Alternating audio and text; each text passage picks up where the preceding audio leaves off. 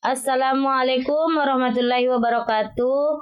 Perkenalkan, nama saya Misbawati. Saya mahasiswa dari Universitas Hasanuddin, Fakultas Pascasarjana S2 ke Ilmu Kebidanan.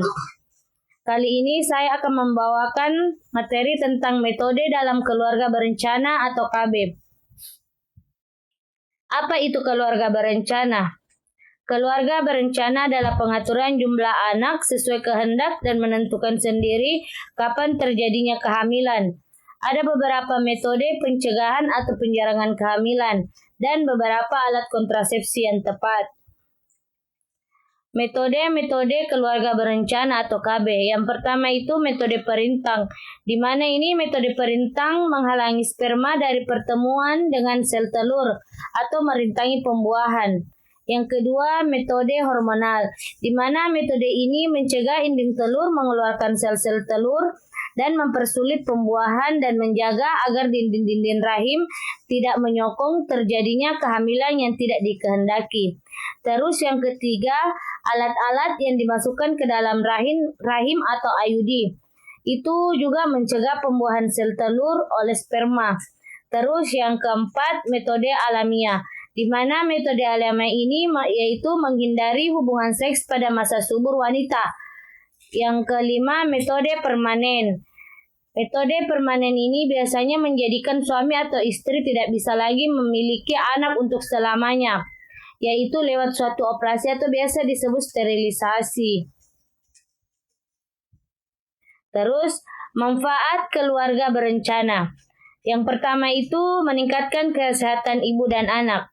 KB juga membantu mengontrol kehamilan yang tidak direncanakan, memberikan waktu yang cukup bagi ibu untuk pulih setelah melahirkan, dan memungkinkan keluarga untuk memberikan perawatan yang baik pada anak-anak mereka. Hal ini dapat mengurangi angka kematian internal dan infantil serta meningkatkan kesejahteraan ibu dan anak. Yang kedua, pengendalian pertumbuhan populasi, di mana juga KB membantu mengatur pertumbuhan populasi dengan mendorong kelahiran yang terencana dan sesuai dengan kemampuan ekonomi keluarga. Hal ini membantu mencegah tekanan berlebihan pada sumber daya alam, lingkungan, infrastruktur, dan layanan kesehatan. Terus yang ketiga, peningkatan akses terhadap pendidikan. Keluarga yang menerapkan KB cenderung memiliki jumlah anak yang lebih sedikit, sehingga mereka memiliki lebih banyak sumber daya yang tersedia untuk mendukung pendidikan anak-anak mereka. Hal ini dapat membantu meningkatkan akses terhadap pendidikan bagi anak-anak dan mengurangi angka putus sekolah. Terus yang keempat, peningkatan kesempatan ekonomi. KB juga memungkinkan pasangan untuk merencanakan jumlah anak yang mereka miliki, yang dapat meningkatkan kesehatan ekonomi keluarga, kesempatan ekonomi keluarga. Dengan jumlah anak yang lebih sedikit, keluarga memiliki lebih banyak sumber daya yang tersedia untuk meningkatkan kesejahteraan ekonomi mereka seperti investasi dalam pendidikan, pelatihan, usaha bisnis, dan tabungan untuk masa depan. Terus yang kelima, meningkatkan kesehatan reproduksi. Program KB juga menyediakan akses pada informasi, layanan, dan metode kontrasepsi yang aman dan efektif. Hal ini membantu menurunkan angka kehamilan remaja, mengurangi risiko penyakit menular seksual, dan meningkatkan kesehatan reproduksi secara keseluruhan. Terus yang keenam itu pemberdayaan perempuan. KB memberikan perempuan kontrol atas keputusan reproduksi mereka sendiri, sehingga meningkatkan otonomi dan pemberdayaan perempuan dalam masyarakat. Hal ini membantu meningkatkan status sosial dan ekonomi perempuan, serta mengurangi ketidaksetaraan gender. Terus yang terakhir, perlindungan lingkungan, di mana perlindungan lingkungan ini mengurangi pertumbuhan populasi yang tidak terkendali. Program KB juga dapat membantu melindungi lingkungan alam dan sumber daya alam yang terbatas. Hal ini membantu meminimalkan dampak negatif pembangunan manusia terhadap ekosistem dan biodiversitas. Yang pertama itu ada metode sederhana. Metode sederhana tanpa alat. Yang pertama itu MAL atau metode amenorrhea laktasi. Metode amenorrhea adalah metode kontrasepsi yang didasarkan pada fakta bahwa kehamilan tidak mungkin terjadi selama periode amenorrhea atau ketika seseorang wanita tidak mengalami menstruasi.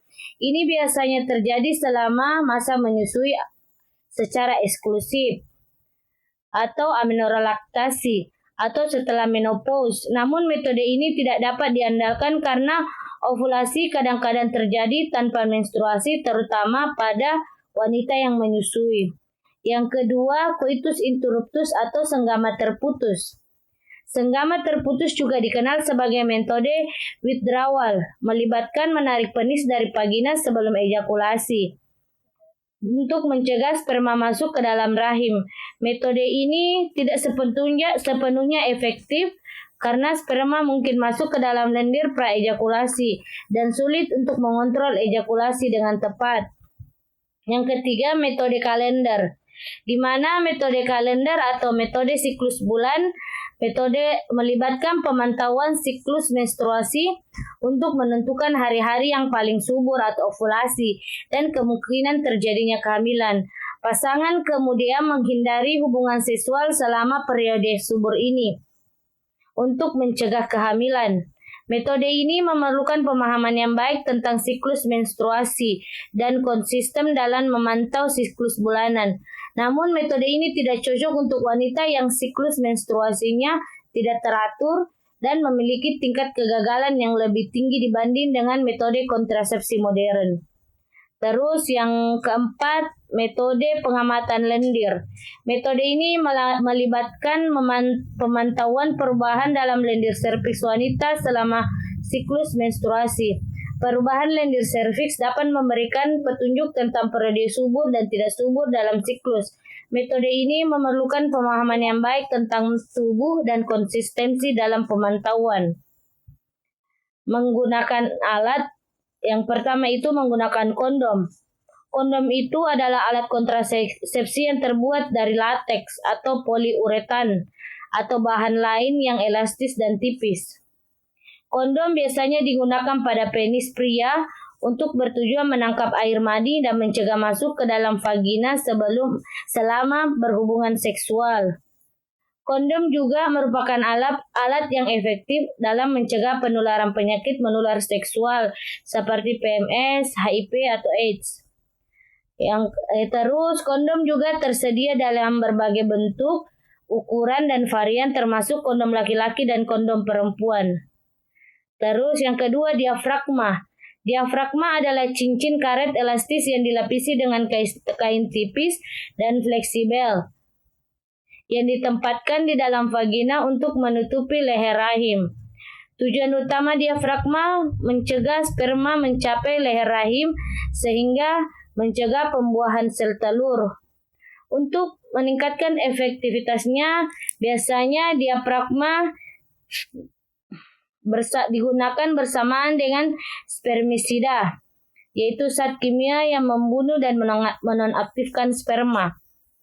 Biasanya ini dimasukkan ke dalam vagina sebelum berhubungan seksual dan harus tetap di tempat selama beberapa jam setelah berhubungan seksual untuk memberikan perlindungan maksimal. Terus yang ketiga itu pelumas spermisida. Ini adalah jenis pelumas yang mengandung bahan kimia yang disebut spermisida. Spermisida dan adalah zat yang khusus dirancang untuk membunuh atau menonaktifkan sperma, sehingga mengurangi kemungkinan terjadinya kehamilan jika sperma mencapai vagina. Pelumas spermisida sering digunakan bersamaan dengan metode kontrasepsi lain, seperti kondom, diafragma, atau spons kontrasepsi. Tujuannya adalah untuk memberikan lapisan tambahan perlindungan terhadap kehamilan dengan membunuh sperma yang mungkin lolos melewati penghalang kontrasepsi utama atau membantu menghalangi pergerakan sperma. Yang kedua itu metode efektif hormonal. Metode kontrasepsi hormonal efektif adalah metode kontrasepsi yang menggunakan hormon untuk mencegah kehamilan. Hormon-hormon ini bisa berupa estrogen, progestin, atau keduanya, tergantung pada jenis metode yang digunakan. Yang pertama itu pil kombinasi, di mana pil kombinasi ini memiliki dua jenis hormon, yaitu hormon estrogen dan progestin. Biasanya ini pil bekerja dengan cara mencegah ovulasi, menebalkan lendir serviks, dan mengubah lapisan rahim, sehingga mencegah sperma bertemu dengan sel telur dan mencegah kehamilan. Pil ini harus diminum setiap hari secara teratur dengan waktu yang sama setiap hari. Terus mini pil ini berisi satu hormon, yaitu hormon progestin. Mini pil ini bekerja sama dengan pil kombinasi. Cuma dia memiliki hormon hanya satu. Biasanya mini pil direkomendasikan untuk wanita yang memiliki risiko tertentu seperti perokok atau memiliki riwayat penyakit pembuluh darah atau hipertensi. Terus metode efektif hormonal suntik 1 bulan dan metode hormonal suntik 3 bulan. Suntik kontrasepsi mengandung hormon progestin dan diberikan oleh profesional medis setiap 1 atau 3 bulan. Cara kerjanya ini yaitu mencegah ovulasi, menebalkan lendir serviks, dan mengubah lapisan rahim, sehingga mencegah sperma bertemu dengan sel telur dan mencegah kehamilan. Suntikan ini memiliki tingkat keberhasilan yang tinggi dan praktis, karena hanya perlu dilakukan setiap beberapa bulan. Terus selanjutnya implan atau susuk. Implan kontrasepsi adalah batang kecil yang ditempatkan di bawah kulit lengan atas dan melepaskan hormon progestin. Implan ini bekerja dengan cara mencegah ovulasi, menebalkan lendir serviks, dan mengubah lapisan rahim, sehingga mencegah sperma bertemu dengan sel telur dan mencegah kehamilan. Implan kontrasepsi efektif selama bertahun-tahun setelah pemasangan. Selanjutnya IUD progesteron atau intrauterine device. IUD progesteron adalah alat kontrasepsi yang ditempatkan di dalam rahim oleh profesional medis. IUD ini melepaskan hormon progestin secara lokal di rahim dan bekerja dengan cara yang sama seperti implan dan susuk kontrasepsi, yaitu mencegah ovulasi, menebalkan lendir serviks, dan membuat lapisan rahim lebih tipis. Terima kasih, itulah pemaparan dari saya.